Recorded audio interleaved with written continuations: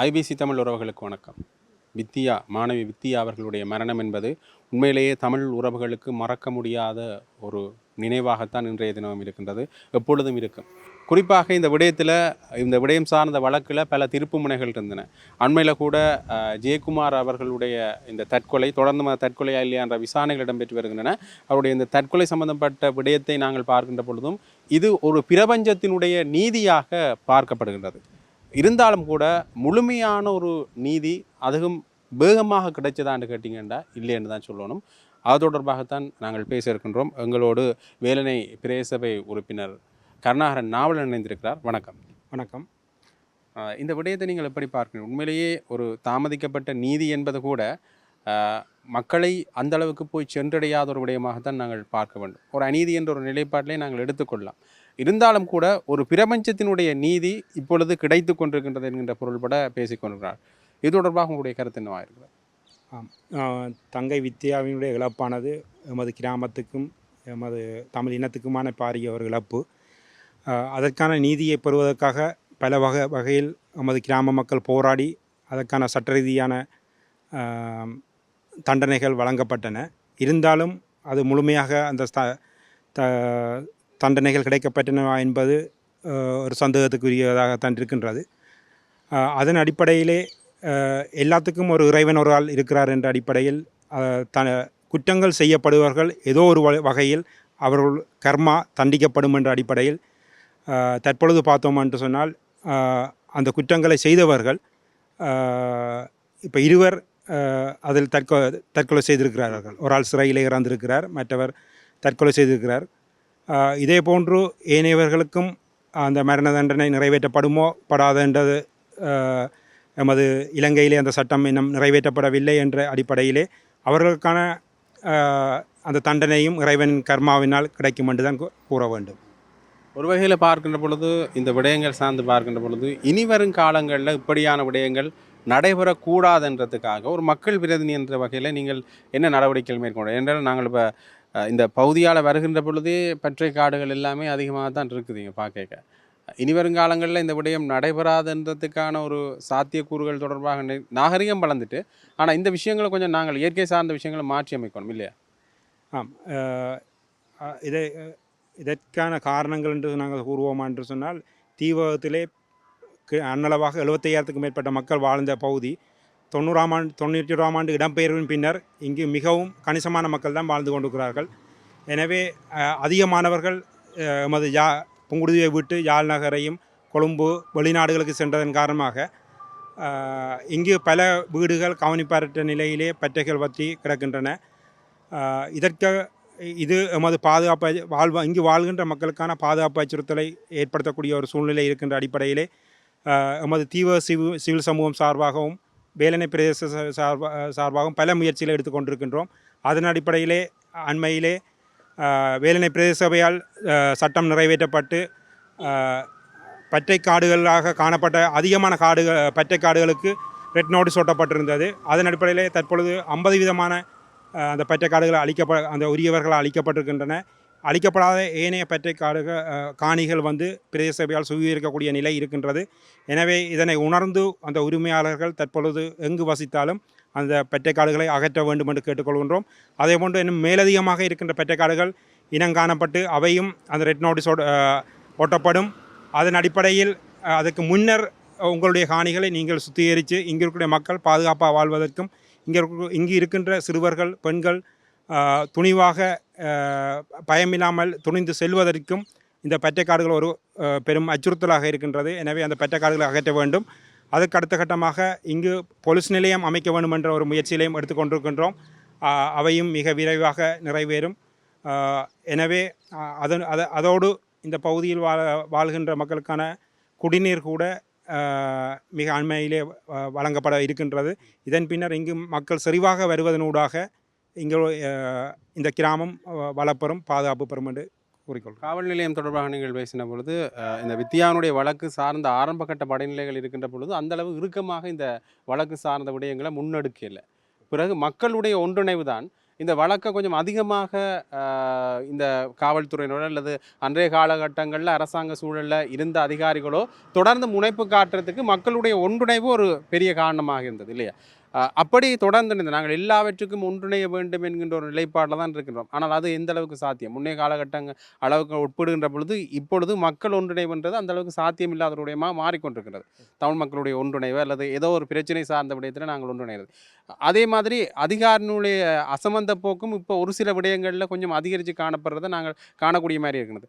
மீண்டும் இப்படி ஒரு சம்பவம் நடைபெறக்கூடாது. ஆனால் ஏதாவது ஒரு வகையில் மக்களுக்கு எதிரான சம்பவங்கள் நடைபெறுகின்ற பொழுது இந்த அதிகாரிகளுடைய அசமந்த போக்கை எப்படி கையாள வேண்டிய ஒரு சூழ்நிலை இருக்கின்றது?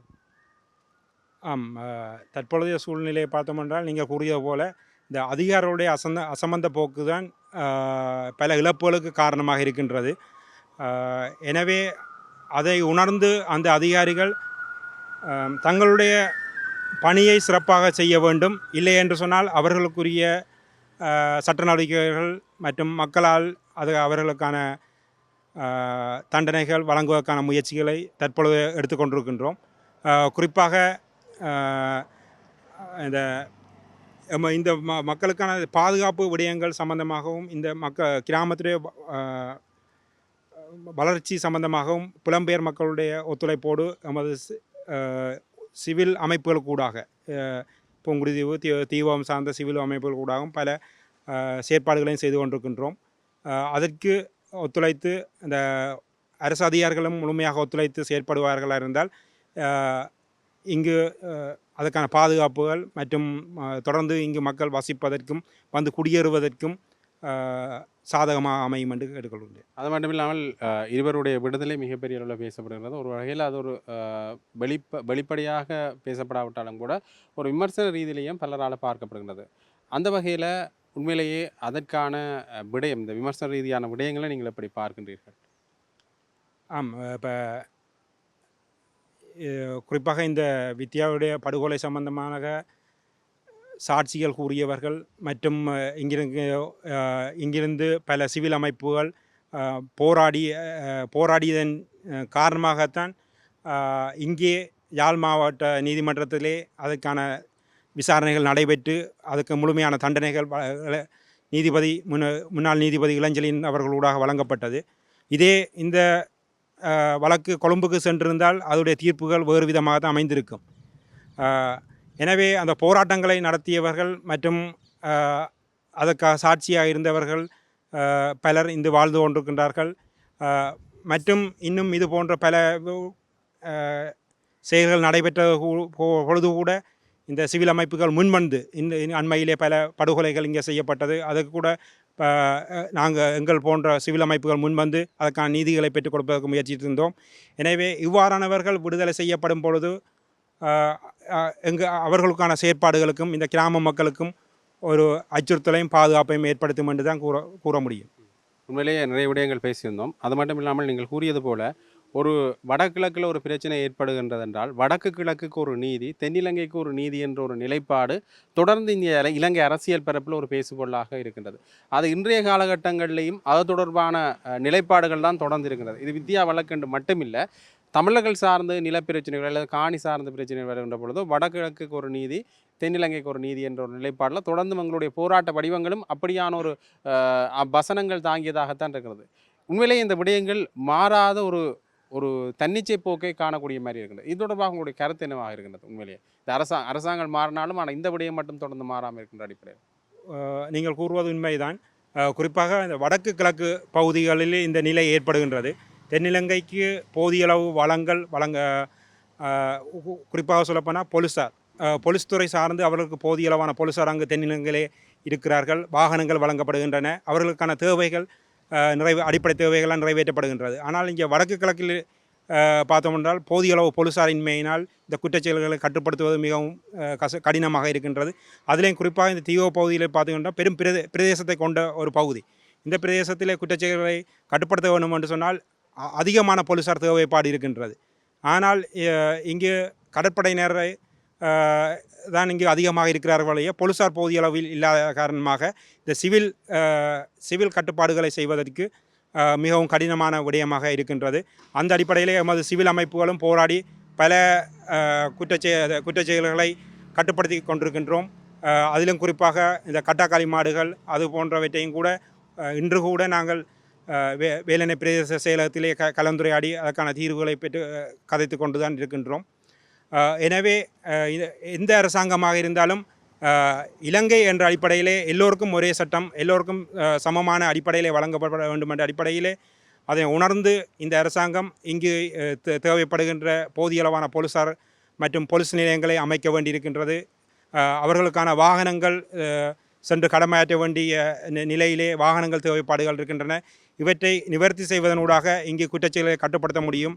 ஆனால் இவற்றை கண்டும் காணாமல் இங்கு போதை வஸ்துகள், குறிப்பாக இந்த வடக்கிலே இன்று அதிகளவான போதை வஸ்துகள் கடத்தப்பட்டு இங்கு பல இளைஞர்களுக்கு போதை வஸ்துகள் வழங்கப்படுவதனூடாக இங்கிருக்கின்ற இளைஞர்களுடைய மனநிலையை, அதாவது எமது தமிழ் தேசியம் சார்ந்த மனநிலையை உடைத்து அவர்களுடைய மனப்பாங்கை மாற்றுவதற்காக அதிகளவான போதை வஸ்துகள் இங்கே புழக்கத்திலே புழங்கி கொண்டிருக்கின்றது. அதனை கட்டுப்படுத்துவது அரசாங்கம் தென்னிலங்கையை கட்டுப்படுத்துவது போல இங்கே இது கட்டுப்படுத்தவில்லை.